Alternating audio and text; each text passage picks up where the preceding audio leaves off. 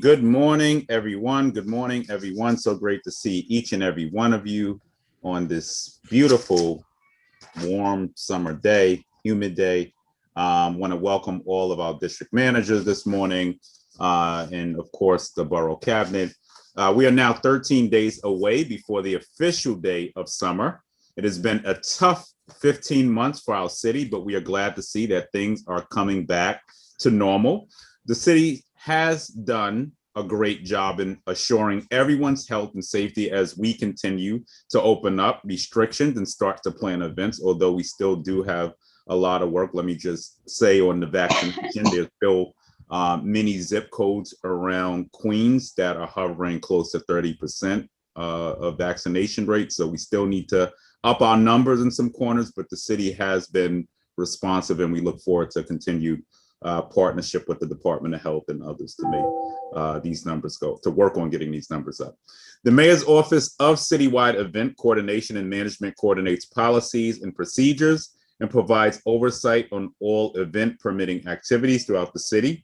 Today, we are joined by, and I know Dan had a last minute change, so we're going to hear from Stefan Grabaskis. I think I got that right, who is the new well, he's not.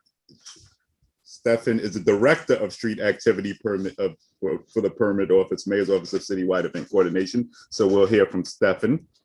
Okay, so I'll move from there. Actually, you know what? We'll just go, because I know I have to leave eventually, but I'll just go through the notes, and then, we'll come back to Stefan. And then we're going to hear a presentation on the master plan legislation. The New York City Department of Transportation has worked consistently to improve the traffic mobility and reduce congestion throughout the city. Today, we are also joined by Christopher Horones. I think I got that right. Christopher is the Director of Strategic Transit Initiatives, Traffic Planning and Management at the Department of Transportation. Today's presentation will provide an introduction to the New York City Streets Plan.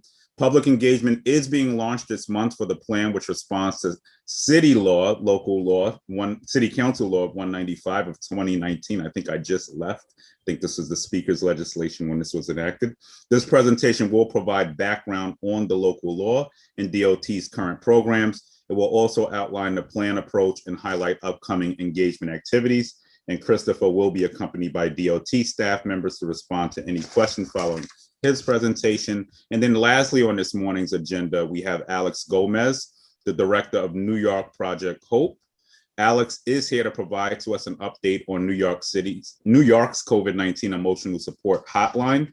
New York Project Hope is a FEMA-funded crisis counseling response to the pandemic. It supports short-term interventions that involve assisting individuals in understanding their current situation and reactions, managing stress, and developing coping strategies.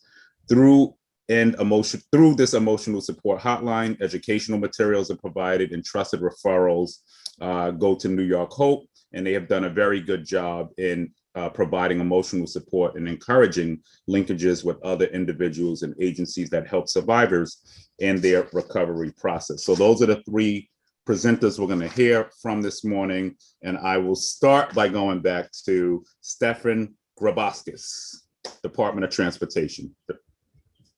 Mayor's office, but thank you, Borough President. Yeah, Mayor's Office of Citywide. Sorry, Dan not being here threw off these notes. And I'm sorry. Thank you, Borough President, for the introduction, and I'll apologize on behalf of Dan. Dan Gross is the new Executive Director of Citywide Event Coordination and Management as of 2 weeks ago. I'm the Director of the Street Activity Permit Office, which lives within that office. Thank you all for having me. Thank you, Borough President, for the introduction. I'm just going to share my screen real quick. Mute yourself, Frank. So I'm going to go through just a quick presentation. Thumbs up if you can see my screen. All good. Okay. Good morning, everyone. It's been probably about 2 years since I've seen you all. I think last time we were all meeting in person. I'm just going to go through a couple of quick updates just on the COVID-19 front. I want to just touch on the open culture program. And then I'm just going to do a quick review of our event types and then open the floor for Q&A. I know that's probably what you all want to get to anyway. So good morning. So just on COVID-19, I know that this has been a bit of a moving target over the past year, as everything in our lives has been. There's been a lot that has changed in the past few weeks, and there's a lot that's going to continue to change over the next few weeks as well. Just so everybody is aware, I had sent out an email to all the district managers, but that the executive order that restricted street fairs, sound permits, and parades has been lifted by the mayor. This means we do no longer have an outright ban on any of these events. We do not have a ban on sound permits that are associated with the sound and video screen. So to every extent that we were just restricting permits outright on the city side, that is no longer the case. Basically, all COVID-19 guidance now falls to the state. So there's a couple different state guidances that they've issued over the course of the past few months, some pertaining to fair and festivals, which is available at this link. And I think I circulated that in my email around to all the district managers. There's also guidance for performing arts. There's good guidance for food. All the guidance that's been issued by the state is now kind of the rule of the land in terms of everything we do for events. If you have questions on that stuff, obviously I'm available to answer after this presentation or available to speak one-on-one. I know it's confusing. Events that do not fall into one of the New York State guidance categories must adhere to the social gathering cap of 500 people. That's, for example, block parties. All the applicants are still required by executive order to submit the signed safety COVID affirmation plan that is available on our website. Everyone must submit that. That's essentially a checklist that the applicants are adhering to all the guidelines that is outlined by the state. So enforcing masks if they feel it's necessary, otherwise checking for vaccinations, social distancing, etc. I want to give one big caveat here, as I'm sure many people saw the governor's announcement yesterday about if we hit 70% of first dose above the age of 18, the social distancing guidelines will go away. I imagine that's going to have a major impact on events and probably lift most of the restrictions that we have on events because the way we are now falling to the state. So please stay tuned on that. These guidelines that I'm explaining right now or just explained may be gone in a few weeks. But we are very much coming back to business in New York in terms of events, and we're looking to do that safely. I know it's extremely confusing and I appreciate everybody's patience, and a lot has been changing very rapidly over here, but we're ready to get back to having fun in the streets and doing it safely. Just to dig in a little bit deeper on mask guidance, because I know this is like a question that is very confusing. This is directly from the words of the state's guidance. And the most recent updated guidance was that fair and festival guidance. This says that the fairs and festivals may require masks for all on-site individuals, including employees, vendors, etc., and patrons and attendees. Consistent with CDC guidance, fully vaccinated individuals do not have to wear masks in most settings. However, the fair and festival operator may require mask wearing for all individuals. Unvaccinated individuals must continue to wear masks. So what we've been advising to street fair operators and other event producers is that it's up to them whether they want to require masks. They can require masks for all attendees, but if they do not, no matter what, unvaccinated individuals must continue to wear masks. So that's kind of that's the COVID-19 stuff. But let's just hold questions to the end. I'm going to start going into other updates, and then we can address questions on all of this at the back end. Another big program that has been rolled out as a result of city council legislation is the open culture program. You may start to see these permits in your area. The open culture was created by legislation by the city council. It is a new permit type that we are issuing, allowing for ticketed performances with no fee beyond the application fee of $20. Eligible arts and cultural institutions, as well as entertainment venues. So this is like comedy clubs and for-profit entertainment venues who meet our eligibility criteria are allowed to secure permits for socially distanced, as long as that lasts, performances at almost 200 locations throughout the city. These permits can only take place on designated open culture locations that DOT determines. So there's about a little less than 200 across the city. And these events can take place only on those streets. These permits also, and this is very relevant for community boards, were mandated by law to be approved within 5 days of receiving a complete application. I know that this throws a huge wrench in the community board approval process, but unfortunately this was set out in the law to make these very expedited permits, to make this as useful as possible for these cultural institutions and performance venues that were decimated last year during the pandemic economically. This program is not necessarily permanent. It is at least running through October. And then the mayor has the option to extend it to March, and then it needs to be renewed by the city council. So this is very much a temporary thing for now, but it may become more permanent. There's a lot more information on this. The permits are fairly restrictive. They cannot sell anything. They cannot serve food. They cannot have alcohol. They cannot have a lot of different things that require outside permits. On our website, which is nyc.gov/open culture, there's more information, and there's an FAQ on there, including a lot of the COVID guidelines for these events. And I'm happy to answer questions if we have time in the allotment after this. Just going into a quick review of our permit types. I know this might be a refresher of material for everybody, but I just wanted to do this while we're all here and just remind everybody of our deadlines.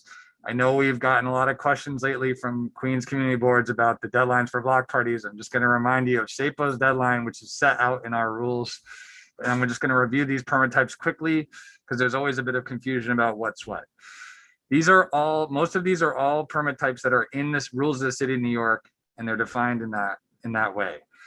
Block parties are for residents that live on a block or a church that is on the block or a block association to apply for an event that is simply recreation and hanging out on that block with no sales of goods or services or anything else, no infrastructure other than bounce houses. The SAPO deadline is 60 days. I know that some Queens community boards have a 90-day deadline. Unfortunately, the deadline is 60 days in our rules, and I cannot enforce a 90-day deadline specifically for Queens. We have to enforce 60 days citywide. We can talk about that in the Q&A if there's any questions. I know we talked about that 2 years ago when I was here. That has not changed. Farmers markets, we permit farmers markets on sidewalks only, not on park sidewalks, but on any other sidewalks. This is for a nonprofit that arranges with us to sell farm goods from local farmers in the state. Also 60-day deadline. Most of those are submitted by Grow NYC. Many people know who they are, but there are other organizations that run them as well. Religious events are for an act of worship on the street. So whether it's a church service or a religious event that takes place outside on the street, this is not for a church cookout fundraiser. This is for actual services taking place or religious activity taking place on the street. If it is a church cookout, it becomes very complicated with permitting because there is fundraising, but this is not for church fundraisers. Cleanups are similar to a block party, but is essentially a street closure for a block association to clean up the street. Health fairs, this is a popular one. I think there's a lot of them at Queens, is for a nonprofit to have any street closure where health vendors come to give in-kind services and require a street closure for one day. This is usually there's screenings going on a lot. Lately, we've seen some with COVID testing, but there usually needs to be multiple health vendors with a nonprofit applying, and nobody is charging for any services at that event. Mobile unit is specifically a religious thing where there's a vehicle involved for religious purposes in the community. Press conferences, rallies, and demonstrations. We only permit these. These are First Amendment events, not promotional press conferences for a business opening. These are all First Amendment events, and we are only legally allowed to permit them on plazas. Everything else goes through the NYPD. Excuse me. Single block festivals. This is the one day, one block street festival that is not confined by the moratorium we have on multi-block or multi-day street festivals. These are one block. The deadline is 90 days, and this allows for a nonprofit to apply for a street fair for one block, one day, with vendors that are actually selling goods. This is a classic street fair, except it's only one block and one day. Street festivals, everybody knows what this is. This is the multi-block, multi-day. These are events that have happened in previous years. There cannot be a new multi-block, multi-day street fair. This is the classic New York City Street Fair. Applications must be received by December 31st of the previous year, and the event had to exist in the previous year. Street event is kind of our catch-all permit for everything else. It is an activity that's taking place on a street, sidewalk, or curb that doesn't fit into these other categories. Those could be assessed fees depending on if they're commercial in nature or if they're charitable or fundraising in nature.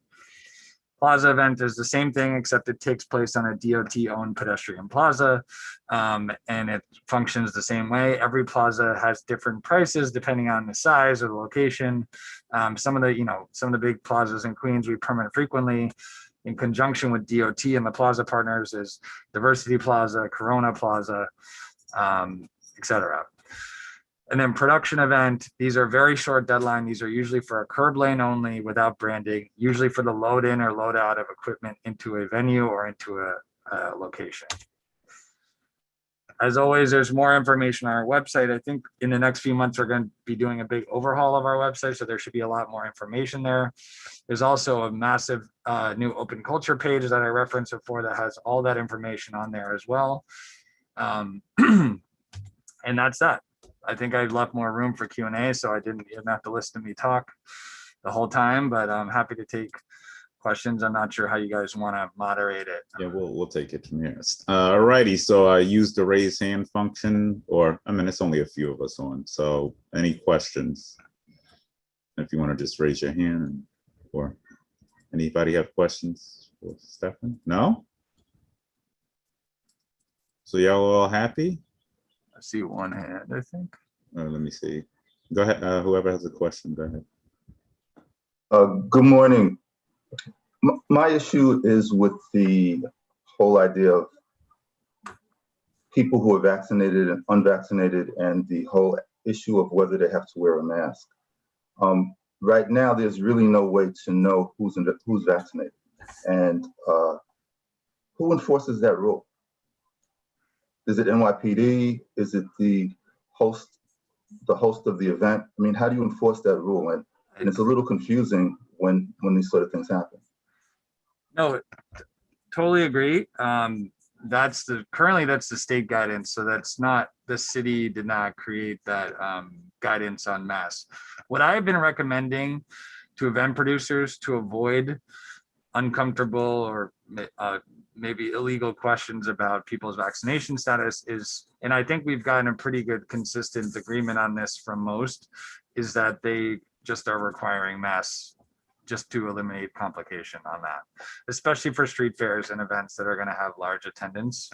But yes, it is a challenging question. I think the mask guidance was issued by the state without a lot of explanation on how that was going to be enforced. But I think we're seeing a lot of our applicants are just requiring masks for everybody. Thank you. And it's likely that could change too with the governor's announcement yesterday. Right. So a lot of this COVID stuff those guidelines I said may be irrelevant in about a week or two. Mm-hmm. Florence? You just have to unmute yourself, Florence.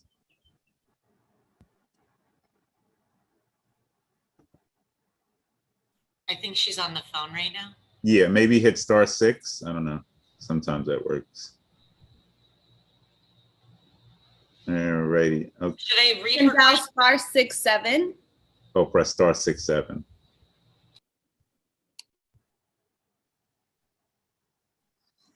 I think she put a question. Did she put a question in? Yeah, in the chat. Okay, so yeah, if we could just if you can answer this stuff, and what about our multi-day, multi-block events? Will they be allowed for our non-for-profits? What is the moratorium? Got it. Yeah, I can answer that. So the street fair moratorium is not a new thing. That is the grandfathered status. So basically, every year, if you've had your event in the previous year, you can have your multi-block street festival the following year. Every year we extend that moratorium. For this year, we actually skipped 2020. So we said because there were no events, no street fairs last year. So we said every event that happened in 2019 can happen in 2021. Additionally, because we are not trying to force large scale events to have their event this year, we're planning on extending the moratorium from 2019 to 2022 so that these big multi-block street festivals don't feel like they have to hold their event this year just to maintain their grandfathered status. I hope that that answers your question. As of right now, any street fair can operate so long as they meet all those festival guidelines. I didn't go into super detail on those, but they're are pretty robust right now. Again, that could change in a few weeks, but we're not forcing anyone to have their event to maintain their status. And everything in terms of the moratorium is the same for now. Grandfathered events are protected. The moratorium is not anything new. Does that make sense? Yes. Karen? Thank you. You had mentioned earlier that SAPO allows 60 days for review block party applications. Certain boards, such as Board 10, we ask for 90 days review. Can you please go over, are you going to honor that, or are you going to enforce a 60-day rule on us? So I think we discussed this 2 years ago when I was at this meeting. Our deadlines and our rules, which is in the RCNYs, the rules of city of New York, are 60 days for a block party. I can't enforce a different deadline specifically for Queens. That has to be consistent citywide. We could talk about a rule change. I believe that deadline was shortened before my time here, but I cannot enforce a different deadline for just your community board. It has to be citywide and everyone has to be treated the same. I know we talked about, we can recommend that applicants reach out to you 90 days in advance, but if our rules allow for somebody legally to apply 60 days in advance, I cannot change that just for one community board. Okay. And we frequently just, to play devil's advocate here, we frequently get requests from elected officials to break even our 60-day deadline for 20 days out or 30 days out, which we reluctantly agreed to on very rare circumstances. But many people feel that the 60 days is even onerous. I think that is a good amount of time for a deadline, but just so you know, our rules, and this is RCNY rules, say 60 days. I cannot make a separate deadline just for Queens. This is in the rules of the state of New York. We would have to have a hearing and a rule change in order to change it. So we can recommend applicants reach out to you 90 days in advance, and you can feel free to say that to applicants that are coming to you that you'd like to get the information from them 90 days in advance, but I can't legally collect it more than that 60 days out if they don't want to submit it until then. Okay. Is that listed on your website, referring us to the board, referring applicants to the boards? Because our rules were made in agreement with the 106 precinct, and the reasoning is because they're allowing only 2 block parties per zip code. So it's a very, at least for Board 10, it's a long process. I have people competing for dates. I have to have them separated. So for us, it's not that simple of just taking them, processing, and moving on.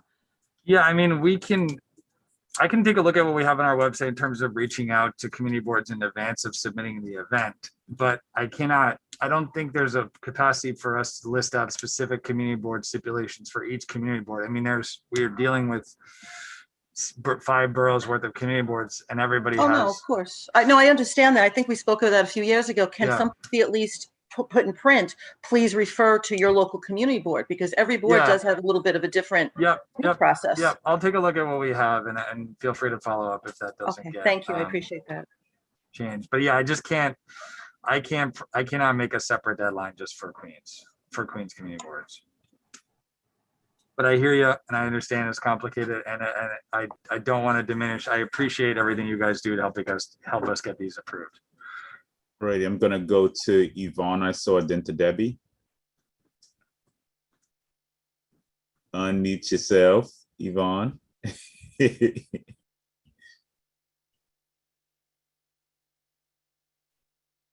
Still muted. Yvonne, you can dial *67 to unmute your mic. Oh, okay. Thank you. You're welcome. Good morning. Mark, I have 2 precincts in my district, and I would like to say that I work closely with the officer that deals with the permit. But in Community Board 12, we set a deadline of 90 days many years ago. And I feel that before you allocated, I would say set the 60-day, you should have been in touch with the district managers And when you talk about block parties for resident only, do you really think it's, when they do the block party, it's only going to be residents only? No. Many times it turns into more or less like one block, and it turns into like a street festival. On your first point about consulting with the community boards, I just want to say I've been in here for 4 years, and I was not here when that rule change was happened. So, but when rule changes do happen, there are hearings, and everyone, the public, district managers, community boards, all had the opportunity to comment. I was not here when that rule got changed, so I don't really know the background on it. But that rule was changed, and it is in the rules. So, we're happy to talk about when the next rule changes are going through, seeing if there's changes we need to make on the 90-day schedule, but we do operate with that schedule citywide. Secondly, on the block parties being only for the residents of the block, I mean, if there are issues you are noticing with a particular block party and they are having a street festival rather than a block party, obviously we're not here to enforce who attends the block party. And if there are people coming from other blocks as guests, that's not really a big concern of mine. If people are using a block party as a street festival, I think that's where we value your input and your feedback. And if an event did not go how it should have gone, that's what we like from the community boards, to let us know that they maybe in the future they should be denied if the event was inappropriate. But feel free to let me know if that's a concern, and we can definitely address that. A block party should not be people selling stuff. It is an event that is for people to have recreation on the street. It's certainly not supposed to be a guest list of only members of people on the block, but the goal is for it to be geared toward residents on the block, and that every resident is participating if they want to in that event, and it's not just for one person's entertainment. Does that answer your questions? Not really. So what didn't I get on your question about the block parties being not? Well, I mean, I've had block parties, and frankly speaking, NYPD we shut it down. I mean, you have supposed to be a block party, and they end up, I guess I use the word, celebrating someone's birthday. In other words, a block party more than a block party.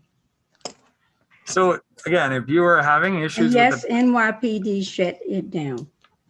Well, that's stuff that we definitely want to know about. If you're having an issue with a particular applicant and they want to come back another year, I mean, that's where I think that's one of the big values in the community board's role in this whole process, which is letting us know that somebody behaved inappropriately and that we can then deny them future permits. So if you're getting that kind of situation, we definitely want to know, and we would like your feedback on that so we can address that with them or deny their permit. Thank you. Great, thank you. We're now going to go to Debbie, I believe, has questions. Hi, thank you. Thank you, Borough President Richards. Thank you for our cabinet meeting. It's nice to see everybody. My question refers to a new block party.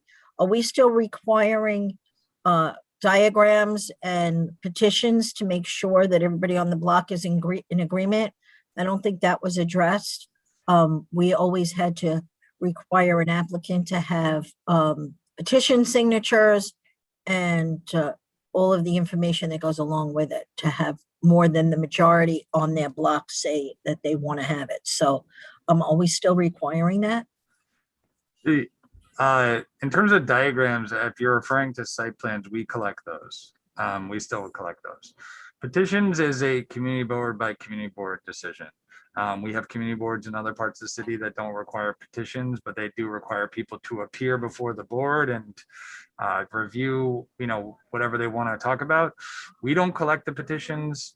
I think I said this previously. We don't review the petitions. If that's what the community board wants to use to assess whether the people on the block want to have that event, that is your right to do so. But we don't review those, and we don't collect those. But every community board does it differently. Community boards in Manhattan just call people in front of the board, or they Some community boards don't review block party applications at all. But we don't have a standard for that. But if petitions has been working for you and that's how you're gonna keep complaints in line at the community board level, that's certainly your right to collect those. I mean, that's been going on, I have to say, for over 20 years. So, No, I know that. I know so that. I'm just kind saying. of concerned that you guys don't either enforce it or, you know, it's not something new. It's something that has been in place for a long time. If it's, you know, what's compliant is compliant, but we understood that as always to be the rule and the norm rather than the exception. That is not an exception. Most community boards require petitions. We just do not collect them ourselves. I'm not saying that is an exception, nor is it something that you shouldn't do. I think that works best for a lot of community boards, but some don't require them. Some didn't require them last year during COVID when block parties were happening because of person-to-person contact. Some community boards rather just have people appear before the board, but we ourselves at SAPO do not review the petitions. If that is the standard for your community board, we will accept that that's what works for you. I'm not trying to say it's not what you should do. I just am not here to tell you how to run your community board. Thank you. make I sense? appreciate that. Yes. that And does then, make yeah, sense. but yes, I think that's probably the most effective method for determining whether a block party should be on that block. Thank you. All Let's right, see. thank you. Lawrence, your Alrighty. questions are in the Thank chat, right? Okay, so, yeah. Yes. All right, Frank, you're gonna take over. Yeah. And I guess the other question for you is, okay, I'm reading through the chat. Did you encourage individuals to reach out to community boards? Yeah, absolutely. We tell everybody to do that because we wait for your approval to issue these permits. So definitely, we definitely encourage them to reach out to the community board as soon as we get the application. I can just try to get through your questions on here because there's a couple. On the open culture permit, obviously, if you're able to get your input within that short time frame that we were allotted by the legislation, we'd appreciate it. But understanding that timeline is only 5 days in some cases, we may have to move on without that. But if you're getting complaints about a particular open culture location, so one of those DOT streets, and you would like to get it removed because of neighbors' complaints and whatnot, you should reach out to the DOT Borough Commissioner's office, and they will take care of removing those streets from the program. And then just on the 60-day versus 90-day, again, I can't speak to when the rules changed. This was done over 4 years ago, at least. I don't know what the consultation process was, but it did go through a rule change process. We need to initiate that rule change process and have legal justification for changing deadlines, fees, all that kind of stuff, which is a very big undertaking. Then it requires a public hearing. We just did one for open culture, which was a big undertaking. I imagine we're going to do some more soon to incorporate permitting in other instances. So we can definitely talk about the 90-day deadline. But you know, there are advocates on both sides of the issue that may want to preserve the 60-day versus 90-day. I was not around when it was changed to 60 days. But that has been what it has been since I've been in this office for over 2 years, at least in this position. But we can definitely explore it. I don't want to make any promises or commitments to that, but I hear you. I hear you that this is a Queens issue, and I knew that coming into this, that was going to be a big topic of discussion. So I hear you loud and clear. Open culture rules, I went over them, but it's also available on our website. And Florence, I see you got a lot of questions, and I don't want to take everybody's time up, so I'm happy to chat with you at some point directly if you want. So I think I could. What about closed streets? Summer Streets location. Summer Streets is only in Manhattan. Are you referring to open streets? Open streets are DOT program. We do not approve open streets. We have been starting to permit on top of open streets, but we do not approve open streets. That is all done through DOT. We track them though, but we do not approve them. Yeah, I guess the question was asking when giving out the permits, do you look at where the open streets are? And yes, we are. Does that factor in? Yes. So this summer is going to be a big transition for us. And we are working, as we can with all of this new infrastructure on the street. That includes open restaurants, that includes open streets. We are doing our best to try to accommodate everything, but obviously with a lot of events offline last year and all these open streets in their place, we are trying to navigate that maze this summer. When I mentioned the rule change before that we're going to undertake a series of rule changes to incorporate how to permit open streets into our actual rules. But in the meantime, bear with us this summer. We are dealing with a lot of new stuff on the street, and we are doing our best working with DOT to try to make this all work. But if you have issues with a particular location because of traffic and open streets nearby, we'll do our best, but we're trying to work with the precincts as well on that also. Thank you so very much, Stefan. We really appreciate it. And this was really great. I know there's a lot of questions, and I'm sure there will be more as we navigate this space. But I think it's a good time to also transition to DOT, since you mentioned it as well. And then since this came up, so we'd like to pass the mic to Christopher from DOT.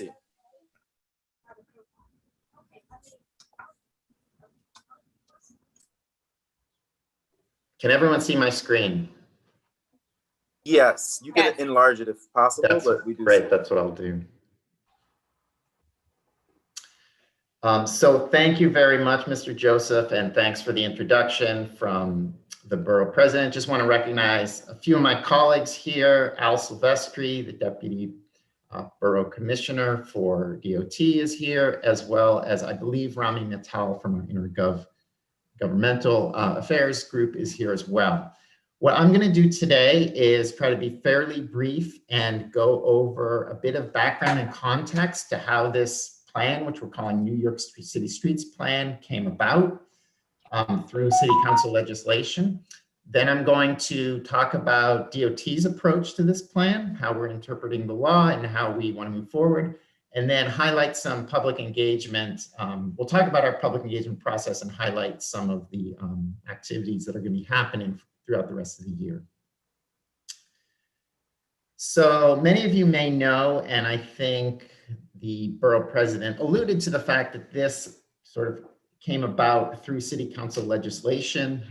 The legislation was preceded by a report from Speaker Johnson's office that called for a streets master plan. And then later that year, in October of 2019, the plan was made law. And so what is local law 195? What does it call for? It calls for us to issue a plan by the end of this year. So we've got a fairly tight timeline at this point. The plan is legislated to be a 5-year plan to begin with, and it also calls for subsequent 5-year plans after that, the first one. And I think the thing about the plan that most people may be aware of and sort of the meat of the plan are what the plan called, or what the law calls benchmarks, which essentially targets that require DOT to do certain things in certain project areas. And we'll talk about those in the following slides.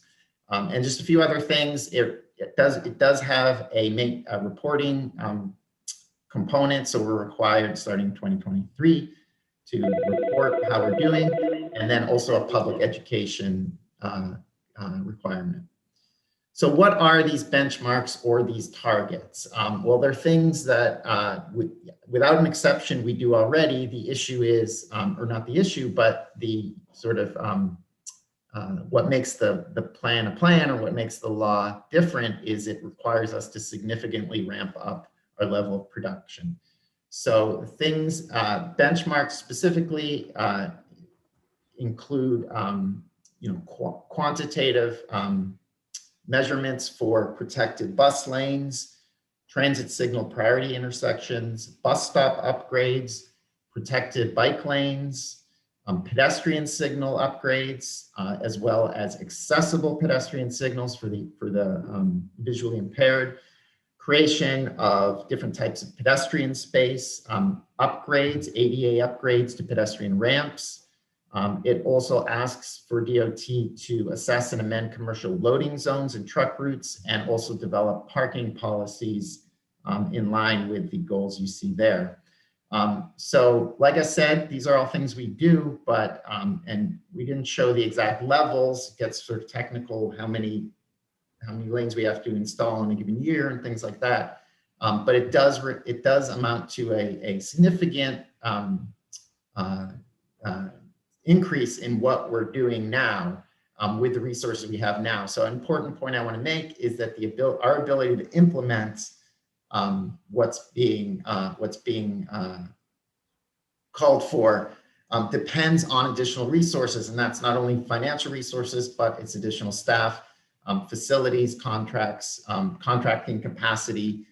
So that is all something we're going to be considering as we move forward on this plan. I just want to highlight some of the benchmark items. And like I said, these are things we're already doing, and many of you have seen them on the streets and are familiar with them. So obviously bus lanes, we have a Better Buses program. We're implementing different types of bus lanes throughout the city. There's one on Woodhaven Boulevard. We're focusing on bus stops and the amenities that we try to include at bus stops where possible, include benches, shelters, real-time passenger information, the bus time polls. And we're also looking to ensure that bus stops themselves are ADA accessible. So in certain areas, you may have bus stops that still don't actually have a sidewalk leading up to them, and we're trying to address those. We have a program to address those. Protected bike lanes, I think everyone's aware of that. A recent Green Wave report called for a citywide network of them. There are many ways in which we expand pedestrian space, either expanding the sidewalks themselves, or in many cases, for safety reasons, putting in pedestrian islands to break up the crossing, as you see there. And then from an accessibility standpoint, for several years, we've had a pretty intensive pedestrian ramp upgrade program where we have crews throughout the year, throughout the 5 boroughs, installing pedestrian ramps where they don't exist and upgrading them where they're not ADA accessible. And we also have an accessible pedestrian signal program that we're implementing at select locations. Commercial loading zones are things that we implement where warranted in commercial corridors where there's demand for trucks. It helps to allow businesses of all sizes to continue to operate effectively, as well as reducing double parking of commercial vehicles. And then I also wanted to, just for context, talk about or point out the fact that there's a lot of work that DOT does that's not included in the local law. And we're going to continue to do that, of course. We have commitments to do it, and we have to do things like roadway resurfacing and bridge maintenance. So we don't intend to, switch or shift resources. We'll continue to do those things, continue to do traffic calming to make sure that our streets are as safe as they can be for all users. And obviously we maintain the streetlights as well. And then also mentioning a few new programs, that came up in the discussion with SAPO, obviously open streets and open restaurants. These are things where we partner with communities and private businesses. So it's not that it's entirely a DOT responsibility, but does require resources for us to manage those programs. Okay, so how are we going to take on this plan given the legislation that's out there? Well, just first, the way we think about it, there's a lot of plans, there are a lot of planning that's out there that have to do with transportation and the city as a whole. So this is where we think it fits in. There's regional transportation plan that's required. One NYC is obviously the citywide sustainability plan. We recognize this plan has to be consistent with both. We developed a strategic plan a few years ago that looked at the agency as a whole. This will be informed by that. Some of the core values of that, the mission of that will inform this plan. And finally, at the sort of modal level, we have a number of recent plans that are sort of out there that include commitments, including the Better Buses Action Plan that calls for us to increase bus speeds by 25%. Obviously, we have Vision Zero commitments and reports that come out every year. And the Green Wave was the most recent bicycle plan with our commitments there. So those will all be included in the NYC Streets Plan. And as we move forward, we can see the NYC Streets Plan as sort of being an umbrella above any new modal plans that come out. And there are others besides those. I just highlighted 3. Obviously, as I mentioned before, this plan or the local law was passed in 2019, and then obviously 2020 COVID happened. So we're viewing COVID as something we obviously have to take into account as we develop this plan. What does COVID mean? It means that transportation trends changed. Short term, obviously, huge changes to traffic volumes, to transit ridership, to bicycle usage, which went up. And so as part of the plan, we're going to look at those trends and think about what if any of those trends could continue longer term. So that's one thing we'll be analyzing. I think even before 2020, we knew that equity would be a central part of this plan. I think after 2020, we saw the unequal impact of COVID and all the activities around racial justice. That's only become clearer. So equity will be a central part in this plan. We're going to particularly want to focus on areas of the city that may have not had the same investment that other areas have had. And then obviously there are potential budget implications to 2020. Things look better now than they did 6 months ago with federal funding federal funding coming our way. However, this is a 5-year plan. So as part of the plan, we're going to look at try to project out a little bit what our finances might look in the 5 years, and that will influence what we'll be able to do reasonably, be able to set ourselves up to do in the next 5 years. We are fortunate to have a great consultant team on this plan. Sam Schwartz, who I'm sure many, if not all of you has heard of, is the lead consultant. We're happy to have them, not only because they're sort of transportation engineering experts, but they also do a lot of sort of bigger thinking about transportation, not only in New York, but they've done similar plans for other cities, including recently Seattle. And just mention one other partner on the consultant team, which is one other sub-consultant, which is Public Works partner. They're a local firm that has done public engagement throughout the city for different city agencies and not-for-profits. And they'll be playing a big role in helping us out with the public engagement piece, which I will transition to talking about right now. So why are we doing public engagement other than, why wouldn't we on a plan of this nature? But, just being real specific about it, we obviously want to make sure that we're communicating information about this plan. And today is sort of one of the first steps. We're talking to all the boroughs about what we're doing. But more than that, we want to provide opportunity for meaningful input and dialogue. And hopefully the engagement plan I'll talk about in a minute does that. We think it does, and we think it focuses on getting a diversity of views, not necessarily just those people who are typically engaged in issues like this. And unlike a plan that's maybe focused on a corridor or an area where there are specific local concerns, we do want to think a little bit bigger about sort of overall priorities for the city. That being said, we understand that, and we welcome that, that there will be people who want to talk about, concerns that are local to their neighborhood. So that the public engagement will look at both things, both sort of overall city transportation policy as well as local needs. In terms of the major components, I'll go through this slide quickly and then talk about some of them in more detail. We're right now reaching out to all the borough boards or service committees. We'll also be reaching out individually once we have our online engagement platform to notify community boards. And the online engagement platform, I'll be talking about in a minute, but we see that being up for several months to continue to get input. We also want to do targeted polling to sort of complement the results we're getting from the engagement platform. And then 2 sets of workshops, one could start as early as June, late June. We're still finalizing the dates, but certainly into July to gather input. And then later, in the early fall, to really share some preliminary results with people. And this plan, as I mentioned, is due to the City Council in December.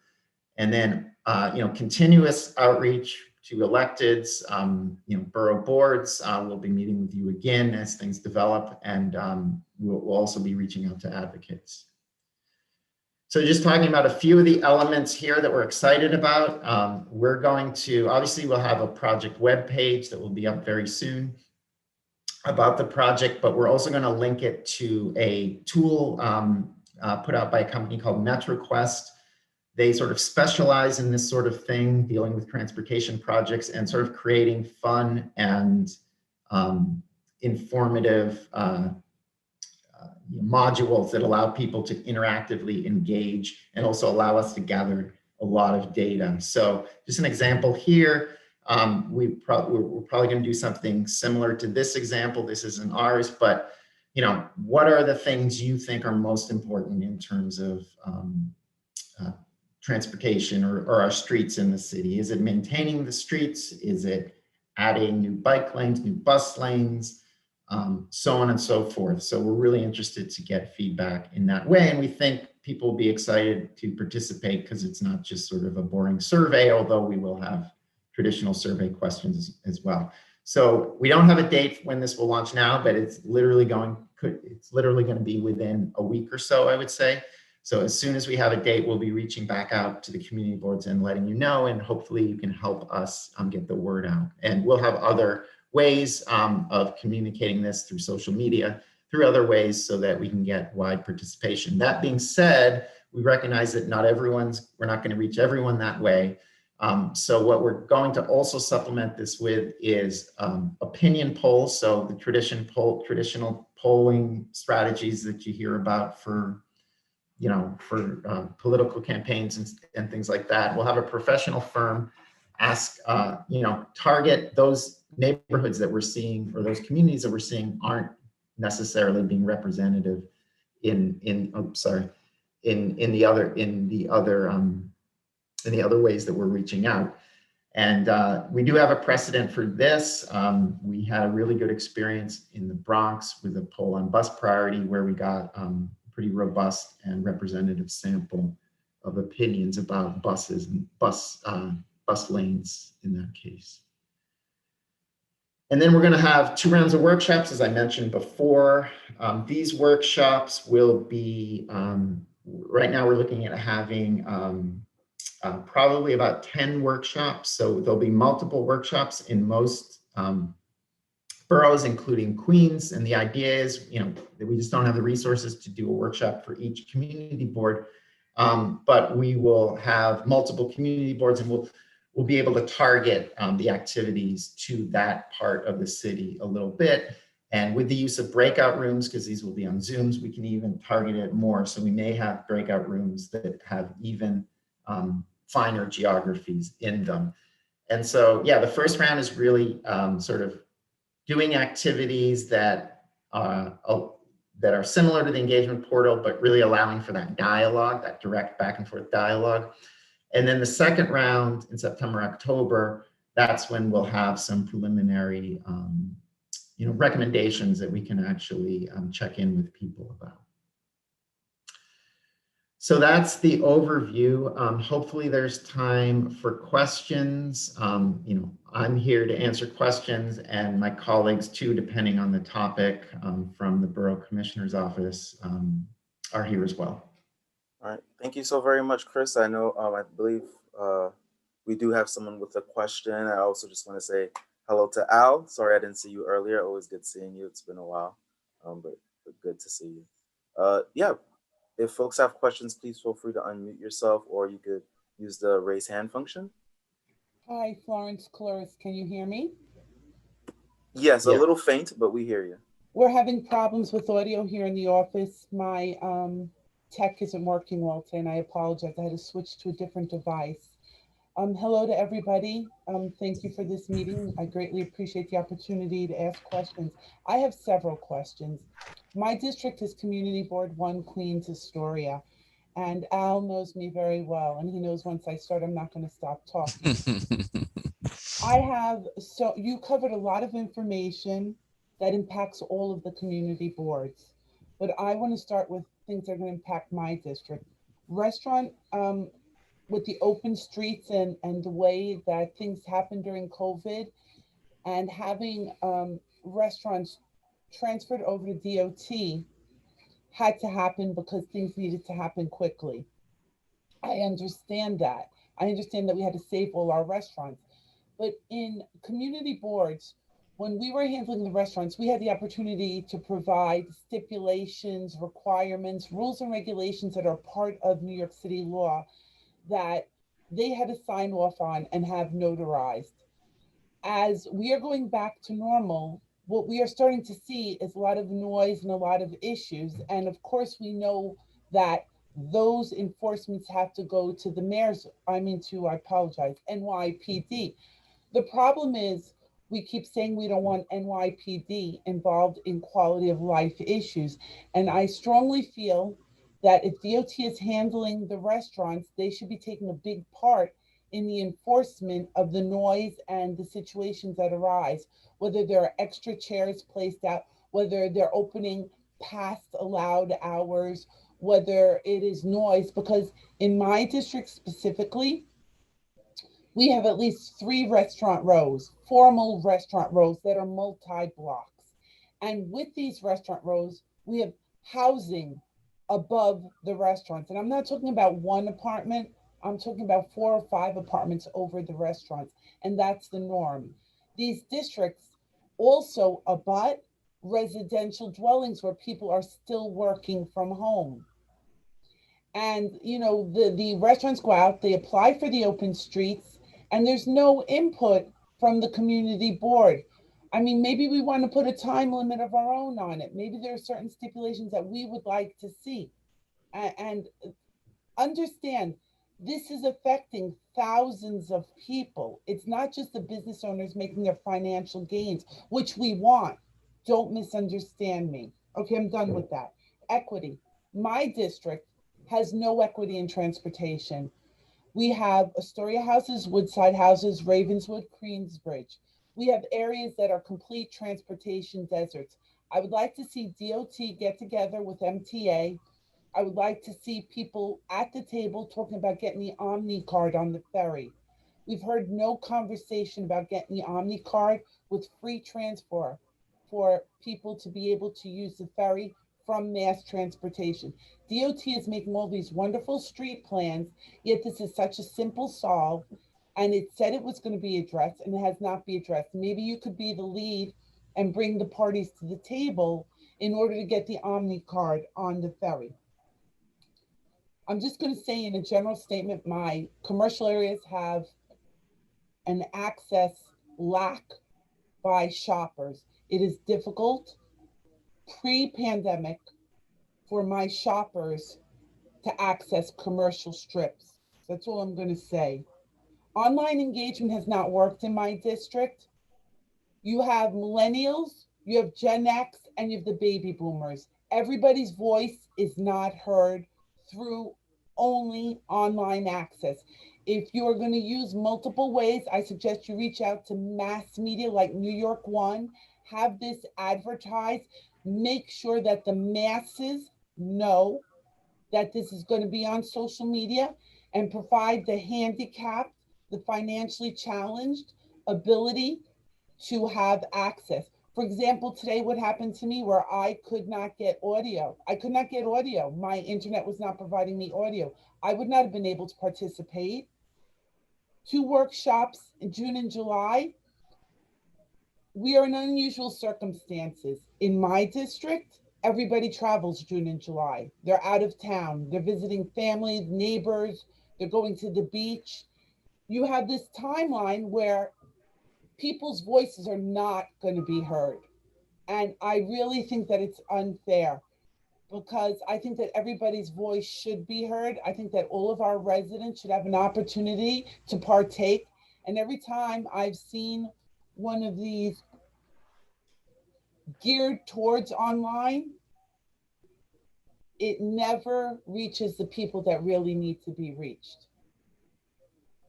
I hope I was clear. I hope I was concise. And I hope I spoke slow enough. I love my district. I love my residents, and I feel strongly that they should all be able to have fair and equitable input. I think they should have a fair and equitable life. Thank you. Thanks, Florence.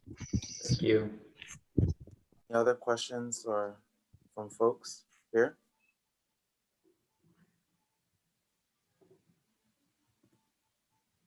Okay, no, well, thank you so very much, Chris, and then the entire DOT family. We definitely appreciate the presentation, and I know folks asked about the slides. We will be getting the various decks later on, and we'll share it out with you all.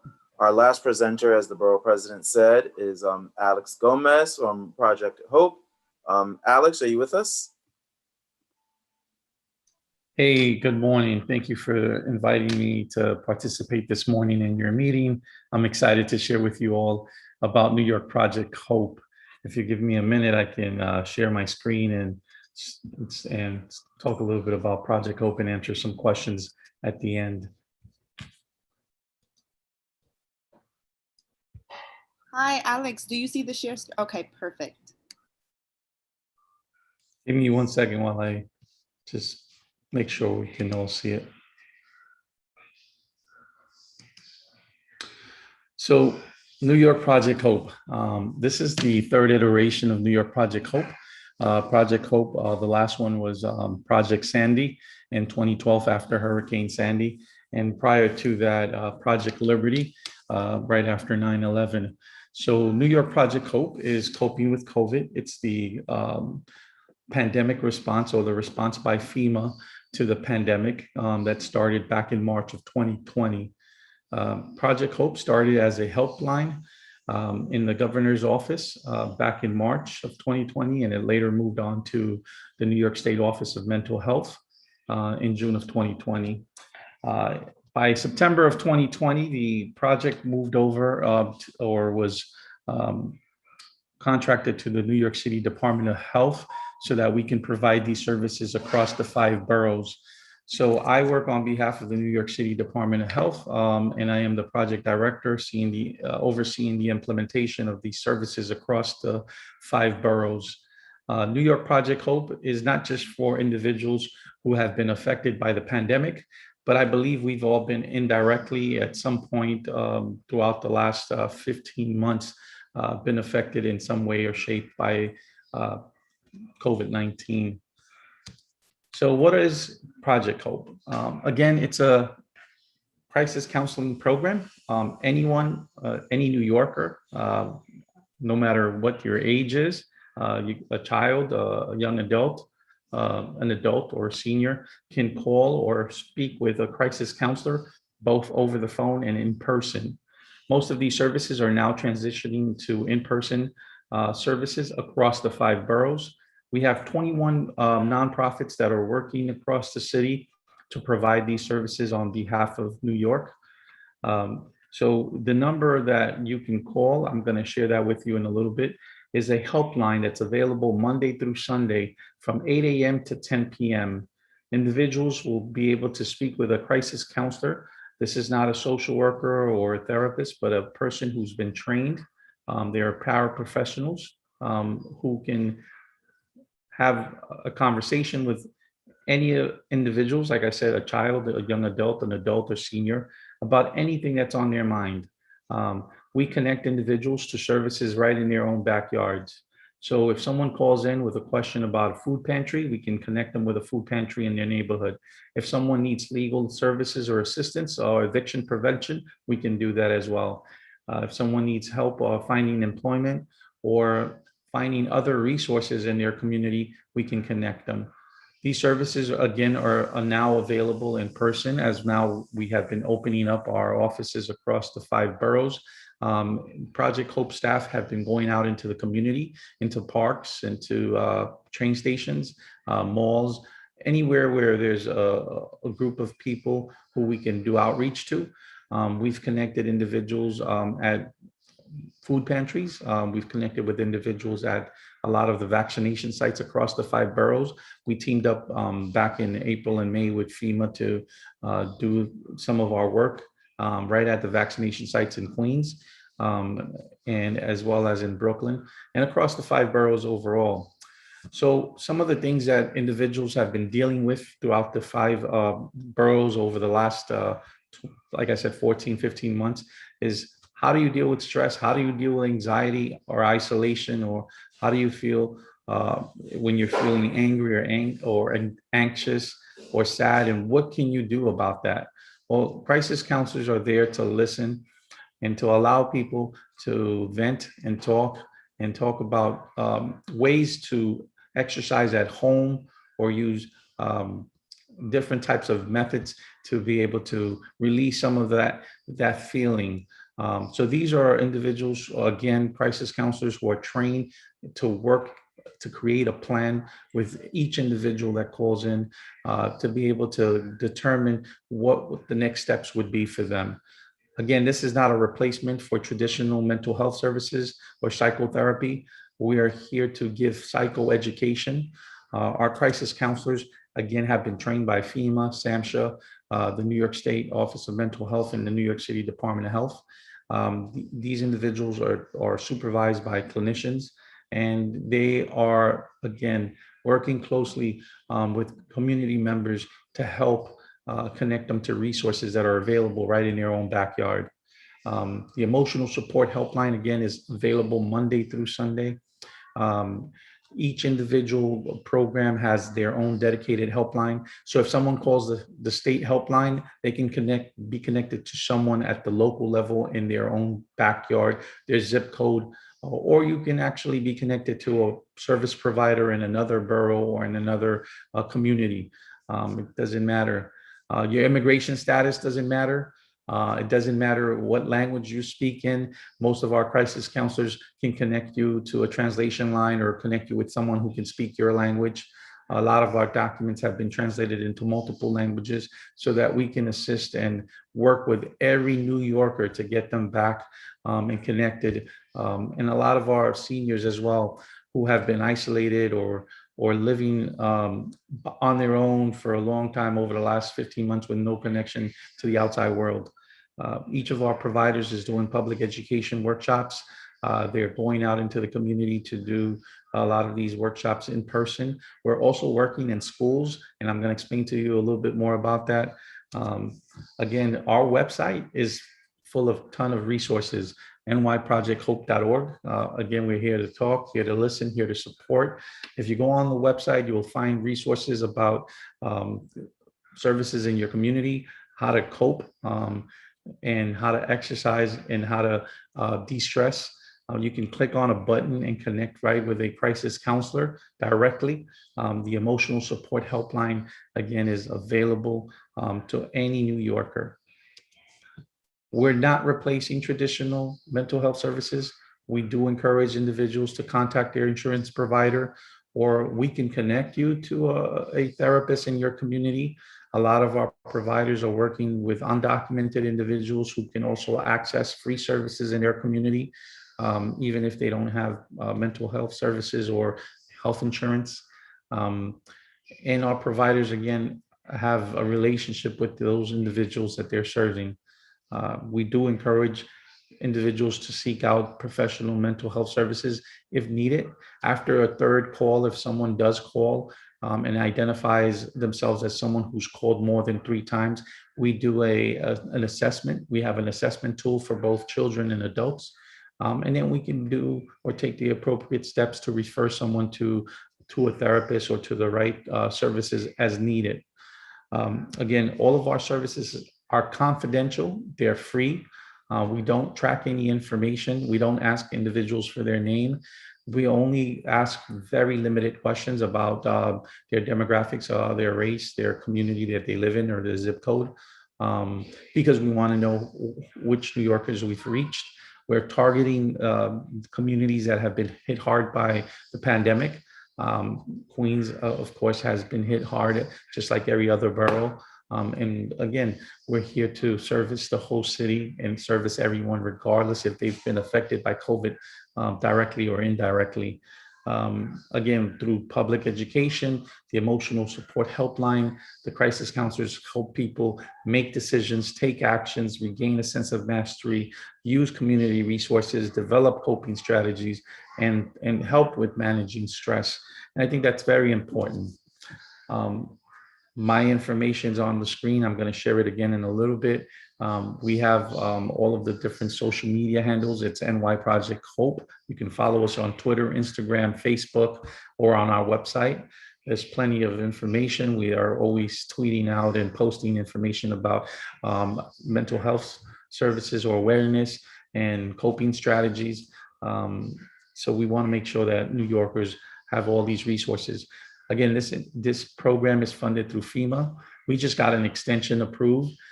We will be providing these services through the end of this year, December 15th. But hopefully New Yorkers can take advantage of these services while they're here. A lot of our providers have been in the community for more than 10 or 20 years, so they won't go away. But these services are specific to the funding that we've received from FEMA.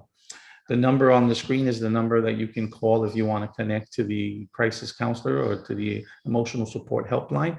That number is 844-863-9314.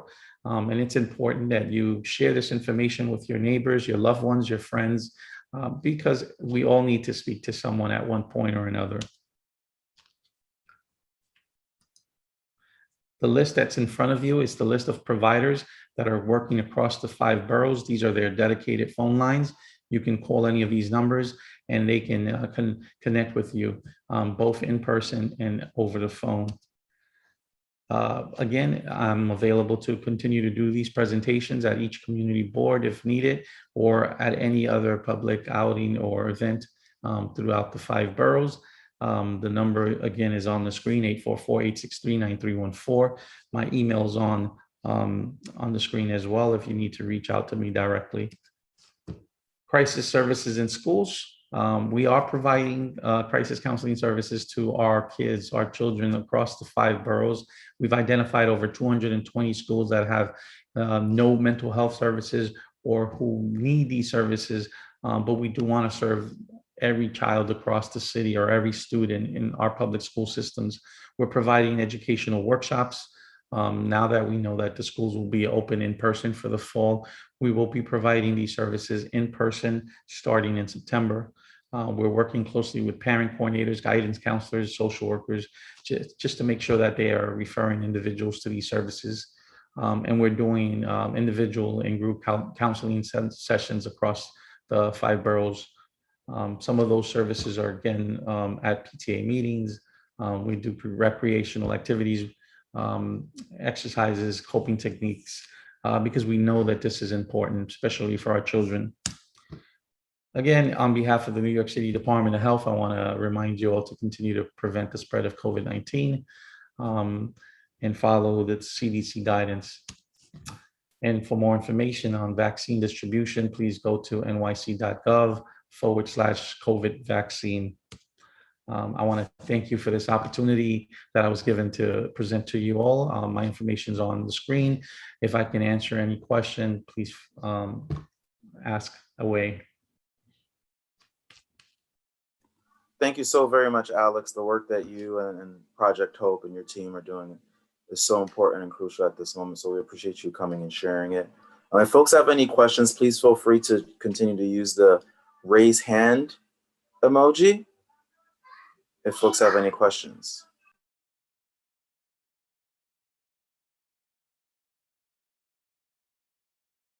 Okay, it doesn't look like there are any questions. Alex, normally I say if there are no questions, it means there was just such a thorough job done. So thank you for your very detailed presentation. We really appreciate it. Thank you so much. I appreciate it.